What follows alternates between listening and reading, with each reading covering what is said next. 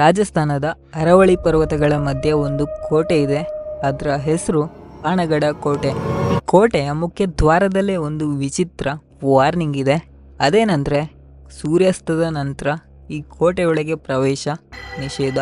ಈ ವಾರ್ನಿಂಗ್ ಅನ್ನ ಯಾವುದೋ ವಿಲೇಜ್ ವಾಚ್ಮ್ಯಾನ್ ಹಾಕಿಲ್ಲ ಅಥವಾ ಭಯಪಟ್ಟು ಜನ ಕೂಡ ಹಾಕಿಲ್ಲ. ಈ ವಾರ್ನಿಂಗ್ ಅನ್ನ ಕೊಟ್ಟಿದ್ದು ಭಾರತೀಯ ಪುರಾತತ್ವ ಇಲಾಖೆ, ಆರ್ಕಿಯಾಲಜಿಕಲ್ ಸರ್ವೆ ಆಫ್ ಇಂಡಿಯಾ. ಆದರೆ ಒಂದು ರಾತ್ರಿ 3 ಜನ ಈ ವಾರ್ನಿಂಗ್ ಅನ್ನ ಇಗ್ನೋರ್ ಮಾಡಿ ಕೋಟೆಯೊಳಗೆ ಹೋಗೋ ಪ್ಲ್ಯಾನ್ ಅನ್ನ ಮಾಡ್ತಾರೆ. ಅವರಿಗೆ ಚೈಲ್ಡ್ಹುಡ್ನಿಂದಲೇ ಒಂದು ಮಾತು ಕೇಳಿಸ್ತಿತ್ತು. ಏನಂದರೆ ರಾತ್ರಿ ಪಾನಗಡ ಕೋಟೆಯಲ್ಲಿ ಉಳಿದವರು ಮತ್ತೆ ಜೀವಂತವಾಗಿ ಬರೋದಿಲ್ಲ. ಆದರೆ ಅವರು ಈ ಮಾತನ್ನು ಬರೀ ಒಂದು ಕತೆ ಅಂತ ಅಂದ್ಕೊಂಡಿದ್ರು. 3 ಜನ ಟಾರ್ಚನ್ನು ಹಿಡ್ಕೊಂಡು ಕೋಟೆಯೊಳಗೆ ಕಾಲಿಡ್ತಾರೆ. ಆದರೆ ಒಳಗಿನ ಕತ್ತಲೆ ಅಷ್ಟು ಗಾಢವಾಗಿತ್ತು. ಟಾರ್ಚ್ ಲೈಟ್ ಕೆಲವೇ ಅಡಿ ಮುಂದೆ ಮಾತ್ರ ಕಾಣ್ತಿತ್ತು. ಅವರು ನಿಧಾನವಾಗಿ ಒಳಗೆ ಹೋಗ್ತಿರುವಾಗ ಅಚಾನಕ್ಕಾಗಿ ಒಬ್ಬನು ಕಾಲು ಜಾರಿ ಒಂದು ಹಳೆಯ ಒಣ ಬಾವಿಗೆ ಬೀಳುತ್ತಾನೆ. ಅವನು ಗಂಭೀರವಾಗಿ ಗಾಯಗೊಂಡಿರ್ತಾನೆ. ಬೇರೆಯವರು ಅವನನ್ನು ಹೊರತೆಗೆದು ಹಾಸ್ಪಿಟಲ್ಗೆ ಹೋಗಲು ನಿರ್ಧರಿಸುತ್ತಾರೆ. ಆದರೆ ಹಾಸ್ಪಿಟಲ್ ತಲುಪುವ ಮುಂಚೆನೇ ಅವರ ಕಾರು ಆಕ್ಸಿಡೆಂಟ್ ಆಗುತ್ತೆ. 3 ಜನ ಕೂಡ ಸ್ಥಳದಲ್ಲೇ ಸಾವನ್ನಪ್ಪುತ್ತಾರೆ. ಇದನ್ನು ತಿಳಿದಂತಹ ಲೋಕಲ್ ವಿಲೇಜರ್ಸ್ ಏನು ಹೇಳ್ತಾರೆ ಗೊತ್ತಾ? ಇದು ಆಕ್ಸಿಡೆಂಟ್ ಅಲ್ಲ, ಕೋಟೆಯ ಶಾಪ. ಇದೇ ನೋಡಿ ಪಾನಗಡ ಕೋಟೆಯ ಕತೆ. ಪ್ರತಿ ವರ್ಷ ಲಕ್ಷಾಂತರ ಟೂರಿಸ್ಟ್ ಇಲ್ಲಿ ಬರ್ತಾರೆ. ಆದರೆ ಸನ್ಸೆಟ್ ನಂತರ ಯಾರೂ ಕೂಡ ಉಳಿಯೋದಿಲ್ಲ. ರೀಸನ್ ಏನಂದರೆ ರಾತ್ರಿಯಲ್ಲಿ ಹೆಂಗಸರು ಅಳುವ ಶಬ್ದ, ಕಿರುಚಾಟಗಳು, ಬಂಗಾರದ ಗಾಜು ಒಡೆಯುವ ಶಬ್ದಗಳು, ಯಾರೋ ತಮ್ಮನ್ನು ಫಾಲೋ ಮಾಡ್ತಿರುವಂಥ ಫೀಲಿಂಗ್ ಇಲ್ಲಿ ಬರುತ್ತೆ. ಮತ್ತು ಯಾವ ಸೋರ್ಸ್ ಇಲ್ಲದೆ ಪರ್ಫ್ಯೂಮ್ ಸ್ಮೆಲ್ ಕೂಡ ಇಲ್ಲಿ ಬರುತ್ತೆ ಅಂತ ಲೋಕಲ್ ಪೀಪಲ್ ಹೇಳುತ್ತಾರೆ. ಆದರೆ ಪಾನಗಡ್ನ ನಿಜವಾದ ಮಿಸ್ಟರಿ ಗೋಸ್ಟ್ ಸ್ಟೋರಿಗಿಂತಲೂ ಡೀಪರ್ ಆಗಿದೆ. ಈ ಕೋಟೆಯ ಕತೆ ಆರಂಭವಾಗುವುದು 1573ರಲ್ಲಿ. ಅಮೇರ್ ರಾಜ ಭಗವಂತ್ ದಾಸ್ ತನ್ನ ಮಗ ಮಧು ಸಿಂಗಾಗಿ ಹೊಸ ನಗರ ನಿರ್ಮಿಸಲು ನಿರ್ಧರಿಸುತ್ತಾನೆ. ಅರಾವಳಿ ಬೆಟ್ಟಗಳ ನಡುವೆ ಒಂದು ಭಾರೀ ಕೋಟೆ ನಿರ್ಮಾಣವಾಗುತ್ತದೆ. ಅದು ಕೇವಲ ಕೋಟೆಯಲ್ಲ, ಒಂದು ಸಂಪೂರ್ಣ ನಗರ. ಒಂದು ಕಾಲದಲ್ಲಿ ಇಲ್ಲಿ 9,000ಕ್ಕಿಂತಲೂ ಹೆಚ್ಚು ಮನೆಗಳಿದ್ದವು. 7 ಮಹಡಿಗಳ ಅರಮನೆ, ಮಂದಿರ, ಮಾರ್ಕೆಟ್, ಹೀಗೆ ಸಾವಿರಾರು ಜನರ ಜೀವನ ಇದಾಗಿತ್ತು. ಆದರೆ ಇವತ್ತು ನಾವು ಅಲ್ಲಿ ಹೋದರೆ ಒಂದು ವಿಚಿತ್ರ ಕಾಣಿಸುತ್ತೆ. ಏನಂದರೆ ಕೋಟೆಯೊಳಗಿನ ಯಾವುದೇ ಮನೆಯ ಮೇಲ್ಛಾವಣಿ ಉಳಿದಿಲ್ಲ. ಬದಲಾಗಿ ಗೋಡೆಗಳಿವೆ, ಮನೆಗಳಿವೆ, ಆದರೆ ಮೇಲ್ಛಾವಣಿ ಇಲ್ಲ. ಲೋಕಲ್ ಜನರು ಏನು ಹೇಳ್ತಾರೆ ಅಂದರೆ ಯಾರೇ ಮೇಲ್ಛಾವಣಿ ಕಟ್ಟಿದ್ರೂ ಕೂಡ ಅದು ಕುಸಿದು ಬೀಳುತ್ತೆ. ಇದರ ಹಿಂದೆ 2 ಫೇಮಸ್ ಕತೆಗಳಿವೆ. ಮೊದಲ ಕತೆ ಬಾಬಾ ಬಾಳುನಾಥ್ ಎಂಬ ಸಾಗೆ ಬಗ್ಗೆ.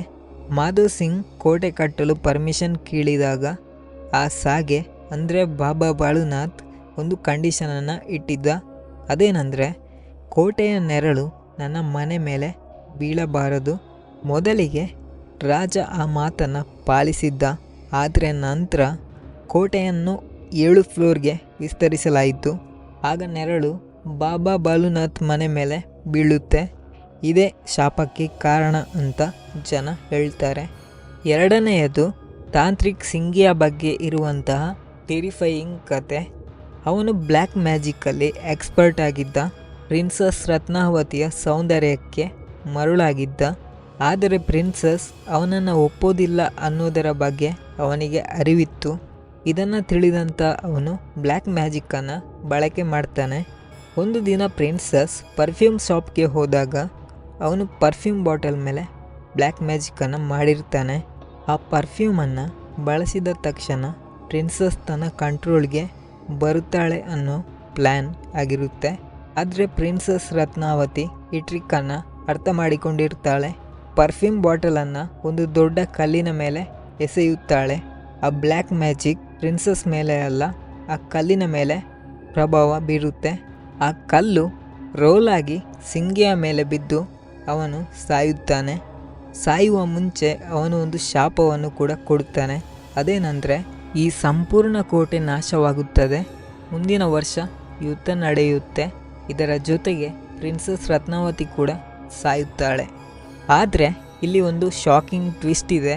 ಪ್ರಿನ್ಸೆಸ್ ರತ್ನಾವತಿ ಅಥವಾ ತಾಂತ್ರಿಕ್ ಸಿಂಗಿಯಾ ಬಗ್ಗೆ ಯಾವುದೇ ವೆರಿಫೈಡ್ ಹಿಸ್ಟೋರಿಕಲ್ ಪ್ರೂಫ್ ಇಲ್ಲ, ಯಾವ ಅಫಿಷಿಯಲ್ ರೆಕಾರ್ಡ್ಸ್ ಕೂಡ ಇಲ್ಲ. ಇದೇನಂದರೆ ಜನರೇಷನ್ನಿಂದ ಜನರೇಷನ್ಗೆ ಹೇಳುತ್ತಾ ಬಂದಿರುವಂತಹ ಕಥೆಗಳು. ಹಾಗಾದರೆ ಜನರಿಗೆ ಕೇಳಿಸುವ ಸ್ಕ್ರೀಮ್ಸ್, ಶ್ಯಾಡೋಸ್, ಪರ್ಫ್ಯೂಮ್ ಸ್ಮೆಲ್, ಸೈನ್ಸ್ ಇದರ ಬಗ್ಗೆ ಏನು ಹೇಳುತ್ತೆ? 1980ರ ದಶಕದಲ್ಲಿ ವಿಕ್ ತಾಂಡಿ ಎಂಬ ಇಂಜಿನಿಯರ್ ಒಂದು ಸ್ಟ್ರೇಂಜ್ ಎಕ್ಸ್ಪೆರಿಮೆಂಟನ್ನು ಮಾಡಿದ್ದ. ಅವನು ಒಂದು ಲ್ಯಾಬ್ನಲ್ಲಿ ಕೆಲಸ ಮಾಡುತ್ತಿದ್ದಾಗ ಸಡನ್ಲಿ ಗೋಸ್ಟ್ ಪ್ರೆಸೆನ್ಸ್ ಫೀಲ್ ಮಾಡಿದ್ದ. ಆದರೆ ನಂತರ ಗೊತ್ತಾದದ್ದು ಏನಂದರೆ, ಒಂದು ಫ್ಯಾನ್ ಜನರೇಟ್ ಮಾಡುತ್ತಿದ್ದ ಲೋ ಫ್ರೀಕ್ವೆನ್ಸಿ ಸೌಂಡ್, ಇನ್ಫ್ರಾಸೌಂಡ್ ಅವನ ಬ್ರೈನ್ ಮೇಲೆ ಎಫೆಕ್ಟ್ ಮಾಡುತ್ತಿತ್ತು.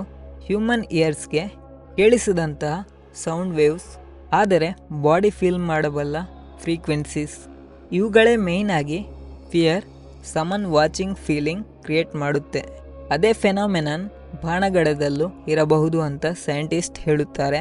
Old stone structures, earth vibration ಇವು ನ್ಯಾಚುರಲಿ ಇನ್ಫ್ರಾಸೌಂಡನ್ನು ಕ್ರಿಯೇಟ್ ಮಾಡಬಹುದು ಎಂದು ಹೇಳಿದ್ದಾರೆ. ಹಾಗಾದರೆ ಬಾಣಗಢ್ ಹಂಟೆಡ್ ಪ್ಲೇಸಾ? Maybe not.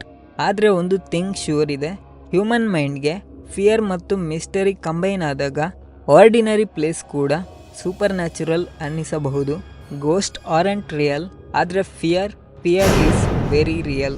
ಈ ವಿಡಿಯೋ ಇಷ್ಟ ಆಗಿದ್ದರೆ ಲೈಕ್ ಮಾಡಿ. Thanks for watching.